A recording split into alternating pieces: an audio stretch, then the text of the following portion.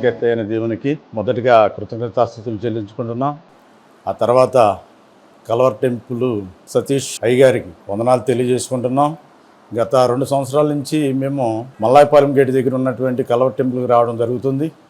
ఆ రోజు నుంచి ఆ 2 సంవత్సరాల క్రితం నుంచి ఈ రోజు వరకు మేము ఎన్నో సన్నిధికి వచ్చి ప్రతి ఆదివారం తప్పకుండా దేవుని సన్నిధికి రావడం, ఆయన వాక్యం వినడం, మేమెంతో ఆ వాక్యం ద్వారా మా జీవితాన్ని మేము సరి చేసుకొని మా బిడ్డల కొరకు మా కొరకు ప్రార్థించడం, ప్రతి వారము మాకు ఫోన్ చేసి అయ్యగారు మీ కొరకు ప్రార్థించమని చెప్పడం జరుగుతుంది. అదేవిధంగా మాకున్న ప్రతి అవసరాలు చెప్పడం, వాళ్ళు ప్రార్థన చేయడం, ఆ ప్రార్థన ద్వారా మేము ఎన్నో మేలు పొందుకుంటున్నాం. మా బిడ్డలకు ఉద్యోగాల కోసం ప్రార్థించమన్నాం, ఉద్యోగాలు వచ్చినాయి. తర్వాత అయ్యా మాకు ఇల్లు లేదు చెప్పడం, మరలా అందమైన గృహాన్ని దేవుడు మాకు అనుగ్రహించాడు.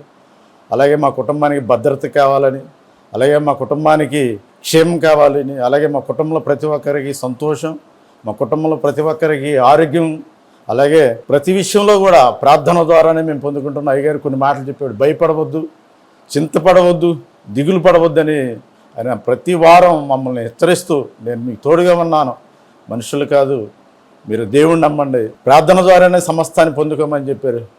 ఒక వాక్యంలో అయితే ఆయన మొదటి గడియలోనే దేవుడికి మీ హృదయాలని అప్పగించుకోండి, మొదటిగా మీరు నన్ను మీ హృదయంలో చేర్చుకుంటే ఆ రోజల్లా మీకు క్షేమం, సంతోషం, భద్రత ఉంటుందని చెప్పాడు. అలాంటప్పుడు మేము మొదటి గడిలోనే దైవజనులు చెప్పినట్టుగా దేవుడిని మేము చేర్చుకున్నప్పుడు ఎలాంటి దుష్టికి సాతాను చోటు లేకుండా మా బిడ్డలకు క్షేమం కానీ మేము కానీ ఈరోజు మా కుటుంబంలో ఆరాధన పెట్టుకొని ఇంత గృహాన్ని ఇచ్చాడు, మా పిల్లలకి భద్రత ఇచ్చాడు, ఆరోగ్యాన్ని ఇచ్చాడు, ఉద్యోగాలు ఇచ్చాడు.